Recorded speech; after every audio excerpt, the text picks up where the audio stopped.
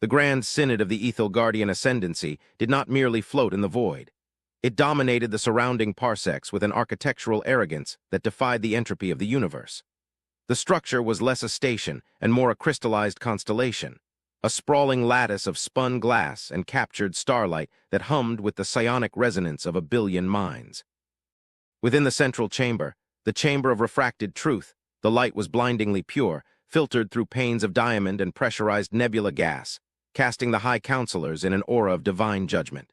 Here, silence was a commodity, traded only when the weight of a decision threatened to fracture the delicate peace of the ascendancy. High Exarch Valen sat upon the thrombosis throne, a seat carved from a single, translucent geode that pulsed in time with his dual heartbeats. He was a creature of slender grace, his limbs elongated and covered in skin that shimmered like mother of pearl, his eyes large, black pools that reflected the galaxy map hovering in the center of the room. The mood in the chamber was not one of fear, nor of urgent crisis, but of amusement, a dry, brittle humor that rustled through the gathered dignitaries like wind through dry leaves. They were looking at a holographic projection of the newest species to stumble into the periphery of their celestial domain, the Terrans. To the Ethelgard, aesthetics were physics, beauty was the fundamental constant of power. Their ships were teardrops of silver and silence, powered by zero-point energy siphons that left no exhaust, no trace, only the warping of gravity itself. In contrast, the image rotating before the council was an affront to the very concept of design. The Terran vessel, identified by the crude linguistic algorithms as the asterisk uns ferus asterisk, looked like a mistake. It was a conglomeration of jagged edges, exposed piping, welded plates of varying alloys, and massive, blocky thrusters that spewed chemical fire and radioactive isotopes. It was asymmetrical, bulky, and scarred. To the refined senses of the council, it looked like a pile of refuse that had achieved escape velocity through sheer, stubborn ignorance. One of the junior adjudicators, a being of flowing robes and bioluminescent frills named Calith, suppressed a shudder as the image magnified to show the hull plating. It was pitted, scorched, and draped in what looked like heavy chains and ablative tiles that resembled stone more than metal. "It is quaint," Valen said, his voice a melodic chime that resonated in the minds of the council rather than the air. "A civilization that has mastered spaceflight before mastering the wheel, it seems. Look at the seams. They use thermal fusion to bond metal, crude heat, like banging rocks together until they melt." A ripple of telepathic laughter, like the tinkling of broken glass, circulated through the chamber. The Ascendancy had ruled this arm of the galaxy for 10,000 cycles, their dominion maintained by ships that could slice a moon in half with a beam of coherent light, ships that looked like art and moved like dreams. The idea that this lumbering, ugly, mechanical scavenger species posed a threat was ludicrous. The Terrans had been broadcasting wideband signals for weeks, requests for trade, for dialogue, for passage. The messages were analog, filled with static, spoken in a guttural language that lacked the harmonic overtones of civilized speech. "They call themselves humanity," Calith noted, consulting a data stream that flowed directly into his optic nerves. "They claim to be explorers. They ask for access to the hyperlane nexus in the Antares sector. They say their engines are ill-suited for the deep void without stability anchors." Calith paused, analyzing the spectral readings of the Terran ship again. There was something odd about the density of the vessel, something the passive sensors were struggling to penetrate, but the aesthetic offense of the ship was so great he dismissed the anomaly as sensor noise caused by the ship's dirty exhaust. "They apologize for the unfinished appearance of their fleet.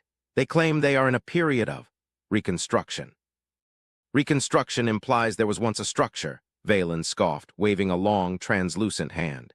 "This is scavenging. They are cosmic rats building nests out of the debris of better civilizations. Look at the weapon mounts, kinetic drivers. They throw rocks. In an age of plasma and singularity manipulation, they throw metal slugs." The amusement in the room deepened. The idea of kinetic weaponry was archaic, a relic of the pre-ascension era. Energy shields, the standard defense of any Dominion vessel, could vaporize physical projectiles upon contact. A solid slug against a shielding matrix was like a raindrop against a star.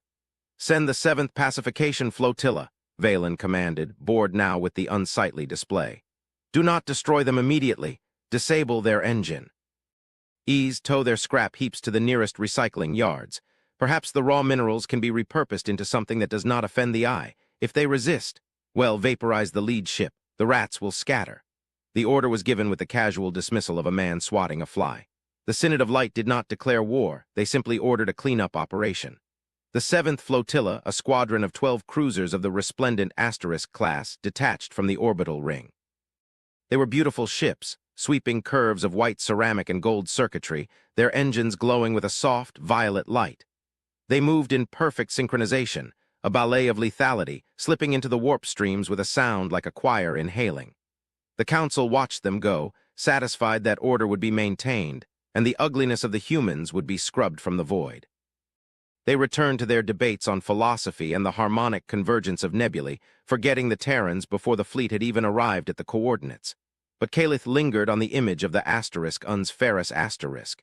He was younger than the others, less drunk on the wine of their own supremacy. He zoomed in on a section of the human hull where the scrap seemed thickest. It wasn't just welded metal. The patterns of the welds were fractal. The rust wasn't oxidation, it was a deliberate chemical coating, and the chains draped over the hull weren't for towing. They were grounded to the main reactor. He felt a prickle of unease, a sensation so foreign to an Ethelgard that he mistook it for indigestion. He watched the sensor ghost of the human ship drifting silently in the dark, and for a moment he thought he saw the scrap shift as if the ship itself was taking a breath. He dismissed the thought. Aesthetics were truth. The ship was ugly, therefore it was weak. That was the law of the universe. The encounter took place in the gravity well of a dying red giant, a somber, blood-colored star that bathed the local asteroids in crimson light. The Terran fleet was there, huddled near the asteroid belt. There were more of them than the Council had anticipated. It was not just one ship, but a caravan of monstrosities. There were hulking barges that looked like floating bricks, destroyers that resembled cathedral organs made of rusted iron, and smaller frigates that looked like engines with cockpits bolted onto them. They hung in the void without grace, their thrusters flaring intermittently to maintain position. Clouds of vented steam and particulate matter surrounded them, a dirty fog in the clean vacuum. When the 7th Flotilla reverted from warp, they arrived in a flash of blinding white light, a display of power intended to cow the primitives into submission. The Ethelgard commander, Sub-Admiral Lyra, looked at the viewscreen of her flagship, the Asterisk voice of Serenity Asterisk, and curled her lip in disgust. "Open a channel," she ordered, her voice dripping with disdain. "Broadcast on all frequencies. Use the translation matrix." The screen flickered, showing the bridge of the lead Terran vessel. It was a dark, cramped space, illuminated by amber warning lights and physical screens. Cables hung from the ceiling. The air looked thick, recycled too many times. The human in the center, sitting in a chair that looked like it had been salvaged from an aircraft, was a man of advanced years. His face was a map of lines and scars, his beard cropped close and gray. He wore a heavy utilitarian exosuit, the collar marked with grease stains. He looked tired. He did not look afraid. "This is Admiral Vance of the United Terran Coalition," the human said. His voice was gravel, low and resonant, lacking the musical quality of the Ethelgard. "You have entered a hazardous reclamation zone. Our sensors detect high-yield energy signatures from your vessels. We advise caution. This sector is unstable." Lyra laughed. It was a soft, musical sound. "Unstable? You speak to the masters of the gravity tides, little scavenger. I am Sub-Admiral Lyra of the Ethelgard Ascendancy. You are trespassing in Dominion space. Your presence is a blight upon the celestial aesthetic. You will power down your reactors and prepare to be towed to a processing facility. Your vessels are forfeit. Your crews will be evaluated for labor utility." Vance didn't blink. He didn't look angry. He looked down at a console, tapped a physical button, a primitive switch, and then looked back up.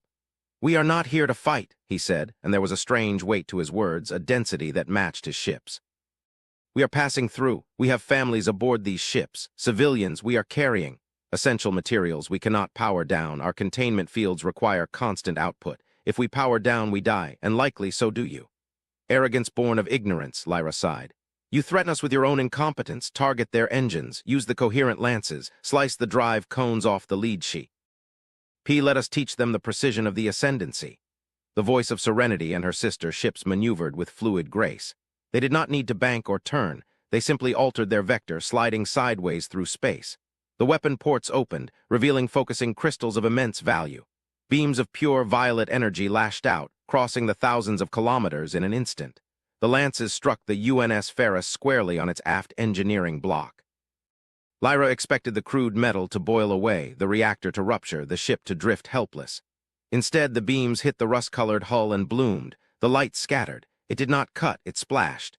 The ugly, pitted surface of the Terran ship absorbed the energy, glowing a dull cherry red for a moment before dissipating the heat across the entire hull lattice.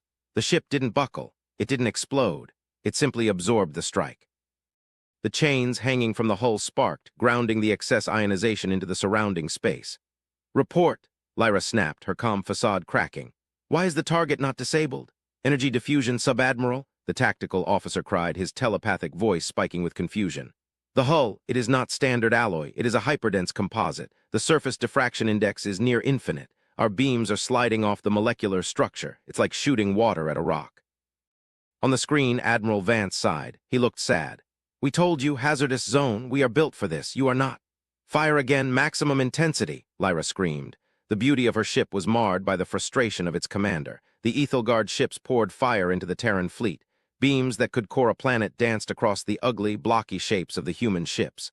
The Terran vessels rocked under the kinetic pressure of the light, but they did not break.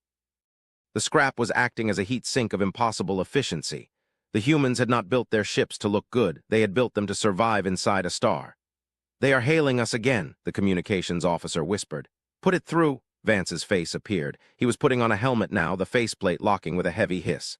"We cannot sustain thermal load forever," he said calmly. "And we cannot allow you to breach containment. We are returning fire. Please evacuate your ships." "You have life pods, yes." "You mock me," Lyra hissed. "You have no weapons. We detect no energy buildup, no plasma chambers." "We don't use plasma," Vance said. "We use physics." The UNS Ferris and the ships behind it shifted. The heavy, blocky protrusions that the Ethelgard had assumed were crude sensors or cargo clamps rotated. They were railguns, massive, spinal-mounted magnetic accelerators running the length of the ships. There was no glowing buildup, no warning whine of capacitors. Just the sudden, brutal application of magnetism to a ferromagnet slug the size of a shuttlecraft. The void remained silent, but the impact was felt in the teeth of every Ethelgard crew member.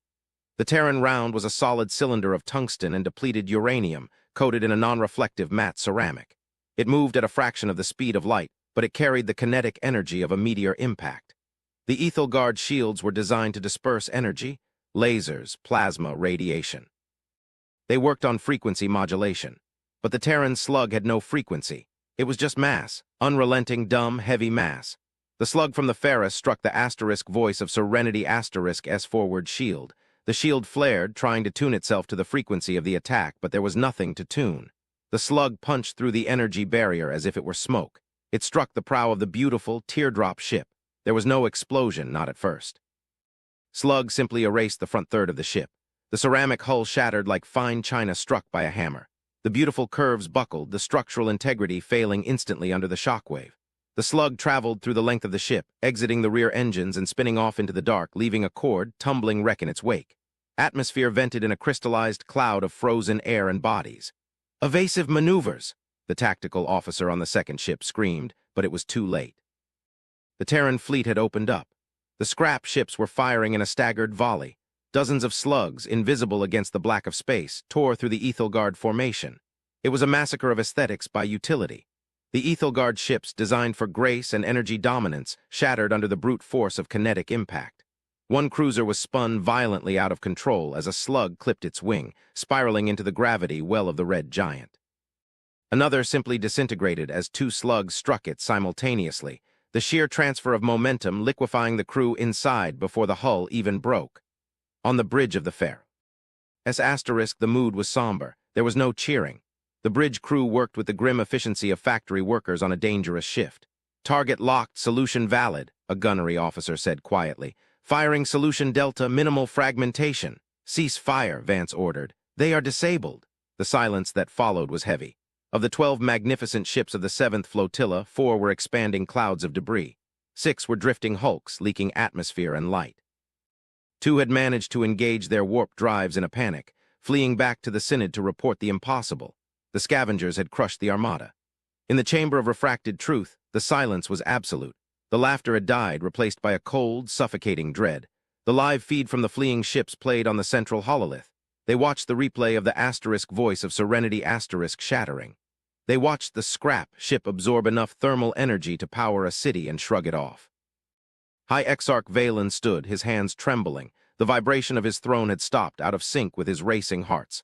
What was that?" he whispered. "No energy signature, no shield flare, just death." Calith, the young adjudicator, was frantically manipulating the data streams. His bioluminescent frills were pale, pulsing with anxiety. It was kinetic, high exarch, solid matter. They threw metal, but the density. I ran the calculations again based on the impact data. Those ships, they aren't just scrap, they are compressed. The hull plating is forged from matter stripped from the accretion disks of black holes. That is why they look so rough. They can't smooth it out. It's too hard. It's indestructible. They are primitives, Valen insisted, though his voice lacked conviction. Savages throwing stones. A stone thrown at relativistic speeds is a planet killer, Calith snapped, forgetting his place. And they showed mercy, did you see? They targeted the propulsion drives of the survivors. They could have killed them all. They chose not to. Mercy is a weakness, Valen hissed, trying to regain his composure. It implies hesitation. We must mobilize the Grand Fleet, the Golden Armada. We will burn them from the sky. We will bring the suns themselves to bear against them. If we do that, Calith said, his voice dropping to a whisper, we might annoy them. The warning hung in the air, chilling the blood of every counselor. But pride is a fortress that does not fall easily. The order was given. The Golden Armada, 5,000 ships of the line, the pride of the Ethelgard civilization, was recalled from the borders. The entire military might of the Ascendancy was marshaled to swat a fly that had turned out to be a wasp. Days turned into weeks. The Terran fleet did not advance. They stayed in the Red Giant system, harvesting minerals from the asteroid belt, repairing their ships, and waiting. They broadcast messages of peace, of warning, of request for dialogue. The Ascendancy blocked the signals, jamming the frequencies with patriotic hymns and noise. When the Golden Armada arrived, it filled the sky. It was a sea of light, a horizon of shimmering hulls. There were carriers the size of cities, drone swarms that moved like liquid mercury, and dreadnoughts that harnessed the power of captive singularities. Against this, the Terran fleet, now numbering perhaps 300 mismatched, ugly vessels, looked pathetic. Admiral Vance stood on his bridge, watching the sensor readings. They brought everyone, his executive officer, Commander Holloway, said. She was a woman of sharp features and eyes that had seen too much darkness. It's a firing squad. No, Vance said softly. It's a dinner bell. He opened a channel, overriding the jamming with a signal boost that nearly fried the Ethelgard communications array. This is Admiral Vance to the High Command of the Ethelgard. You are making a mistake. Not the war we can survive your war, but your energy output. You are lighting up the dark. You need to dampen your signatures. Now. High Exarch Valen answered personally this time, his face projected onto the Terran bridge. He looked glorious, bathed in golden light, sneering down at the scarred human. You speak of survival, vermin. You destroyed 12 of my ships with your trickery. Now you face the might of a god. We'll scour your scrap from existence. We will melt your hulls down and make monuments to your folly. We didn't use trickery, Vance said, his voice heavy with exhaustion. We used armor, and we didn't destroy them to conquer. We destroyed them to make them stop broadcasting. You are too loud. You are too bright. There are things in the void that listen. Superstition, Valen spat. Fire at will. The Golden Armada unleashed hell. The sky turned white. 5,000 ships fired simultaneously. The energy output was enough to ignite a small star. The sheer volume of plasma, lasers, and antimatter beams washed over the Terran fleet. But the humans did not die. The Terran ships moved. They interlocked. The barges, the destroyers, the frigates, they clamped together, magnetic locks engaging with thundering clangs. They formed a wall, a physical shield wall of hyperdense matter. The scrap ships rotated their hulls, exposing thick slabs of ablative armor that had been forged in the crushing dark of the galactic rim. They glowed. They melted in places, but they held. Behind the wall, the Ferris and the other capital ships were working, not firing weapons but activating engines. Massive industrial engines that didn't emit light but emitted gravity waves. They were digging in. They are withstanding it, Calith whispered on the bridge of the Ethelgard flagship, the Celestial Spire. Their thermal capacity is impossible. They are taking the fire of the entire Armada and just getting warm. Keep firing, Valen screamed. Nothing can withstand this. Then the sensors went blind, not from the glare, from the shadow. It started at the edge of the system. The stars began to vanish, not obscured by clouds, but erased. A darkness deeper than the vacuum, a silence louder than the guns. The sensor readings from the rear of the Golden Armada vanished, then the ships themselves. Rear guard is gone, an officer reported, his voice flat with shock. Signal lost, no debris, no explosion, just gone. What? Valen spun around. Cloaked ships. No, Calith said, staring at the readings. Something is eating the energy, the weapon fire. It's being drawn away. The darkness swept forward like a tidal wave. It was an entity or a swarm or a phenomenon. It defied description. It was the void silence. It fed on coherence. It fed on light. It fed on the arrogance of civilizations that shouted into the dark. The Ethelgard beams curved. The lasers bent, sucked backwards into the maw of the approaching shadow. Golden Armada, lit up like a Christmas tree, was a beacon. The darkness descended upon them. Ships began to flicker and die, their reactors drained in seconds, their crews freezing instantly as the life support was sucked dry. "It's here," Vance's voice cut through the panic on the Ethelgard bridge. "We warned you, the great filter, the silence." "Help us," Valen screamed, his dignity shattering along with his fleet. "What is it? How do we fight it?" "You can't fight it," Vance said. "You can't shoot the dark. You have to hide. Hide, we are the Ascendancy, we do not hide." "Then you die," Vance replied, "or you get behind the scrap." The choice was instant. The pride of 10,000 years evaporated in the face of extinction. "All ships," Valen shrieked.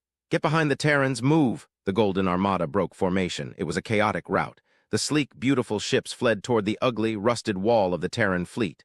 The darkness was snapping at their heels, swallowing cruisers whole. As the Ethelgard ships rushed toward the human formation, the Terran wall opened. The scrap ships separated, creating gaps just large enough for the Dominion vessels. "Power down," Vance roared over the open channel. "Cut your reactors, kill your lights, drop your shields. If you emit a single photon, it will find you. Go cold, now." It went against every instinct of the Ethelgard pilots. To drop shields in battle was suicide. To kill engines was death. But the darkness was behind them, a mouth of infinite hunger. One by one, the Ethelgard ships drifted through the gaps in the human line and went dark. The Terran ships slammed shut behind them. Now the genius of the scrap was revealed. The Terran ships were not just armored, they were insulated. They were built with metamaterials that absorbed 99.9% of all radiation. They emitted nothing. To the sensors of the void silence, the Terran fleet was just cold rock, dead asteroids. The darkness crashed against the human wall. It was a psychic scream. The entity lashed out, searching for the energy it had tasted. It washed over the ferrous asterisk. It clawed at the welds. It tried to drain the heat from the hulls. But the human ships were dense, stubborn, and sealed. They held the heat inside, circulating it deep within the armored cores. Outwardly, they were as cold as the grave. Inside the Ethelgard flagship, now drifting in the shadow of the ferrous asterisk, Valen huddled in the dark. The emergency lights were off. The air was getting cold. He looked out the viewport. He saw only the rusted, ugly flank of the human ship inches away, filling the sky. "It is hideous," he whispered, his teeth chattering. Calith sat beside him, wrapped in a survival blanket. "It is the most beautiful thing I have ever seen," the young adjudicator said. "It is a shield." They waited. Hours passed. The darkness prowled around the fleet, a predator sniffing at a locked door. The hull of the asterisk Ferris groaned under the gravitational stress of the entity P. Assing near, but the rivets held. The welds held. The scrap held. Finally, the presence receded. Denied its meal, the void silence drifted away, moving on to brighter stars, to louder civilizations. When the sensors confirmed the entity was gone, the silence in the system was profound. The Terran ships began to cycle their vents, releasing pent-up heat in great plumes of steam that froze instantly into diamond dust. Admiral Vance's voice crackled over the short-range comms. "It's safe to restart. Low power only, don't make a scene." Valen stood up. He felt smaller than he ever had in his life. He looked at the holographic display, now running on battery backup. He saw the Terran fleet, battered, scarred, but unbroken. And he saw his own fleet, the survivors, huddled behind them like children hiding behind a parent's coat. A shuttle launched from the Ferris and docked with the celestial spire asterisk. The airlock cycled, and Admiral Vance stepped onto the bridge of the high Exarch. Human looked even rougher in person. His suit smelled of ozone and recycled coffee. He walked with a heavy, magnetic clank. He stopped before the thrombosis throne. Valen looked down at him, but he could not find his sneer. You knew that thing was out there." "We've been running from it for 300 years, Vance said, taking off his helmet. He rubbed his eyes. "That's why our ships look like this. We scavenge what we can. We build layers. We learn that beauty kills you. The light kills you. Only the rock survives." "You are refugees," Calith said, stepping forward. "Not conquerors, refugees." "Survivors," Vance corrected. "We came to your space because our sensors showed this sector was dense with nebulae, good for hiding. We tried to warn you. You laughed." "We did," Valen admitted. The words tasted like ash. "We laughed at your scrap." "Well," Vance gestured to the view screen where the massive, ugly bulk of the Ferris was using a grappling arm to stabilize a damaged Ethelgard cruiser. "That scrap just saved your empire." "Why?" Valen asked. "We attacked you. We insulted you. We tried to vaporize you." Vance looked at the high Exarch, and for the first time the human smiled. It was a tired, sad smile. "Because we're humans," he said. "We pack bond with anything, even shiny, arrogant elves who try to kill us. Besides," he looked around the crystalline bridge, "you have good technology, your medical tech, your food synthesizers. We have the armor, we have the guns, we have the survival instinct. You have the comfort, you have the culture." He extended a hand, a dirty, grease-stained glove. The dark is getting hungry, Exarch. It's going to come back. You can keep building your glass ships and get eaten, or you can help us weld some armor onto them. We can make you ugly, but we can make you live. Valen looked at the hand. He looked at the pristine, fragile skin of his own palm. He thought of the asterisk voice of serenity shattering like glass. He thought of the cold darkness that had almost swallowed them. The High Exarch of the Ethelgard Ascendancy reached out and grasped the human's hand. The grip was firm, industrial, and warm. "Teach us," Valen whispered. "Teach us how to be scrap." The alliance that followed changed the face of the galaxy. It was not an empire of light, nor a kingdom of darkness. It was a civilization of steel and crystal, of function and form. The ships of the new Union were terrifying to behold, sleek golden curves reinforced with brutal, heavy iron, glowing engines shielded by massive shutters of blast steel. They were no longer just beautiful, and they were no longer just scrap. They were a fortress. And when the void silence returned, years later expecting a meal of light, it found a wall of iron bristling with railguns and defiant will. And the aliens never laughed at the scrap again. They polished it. They revered it. For they knew that beneath the rust and the welds lay the most precious metal of all, the unyielding, stubborn spirit of humanity.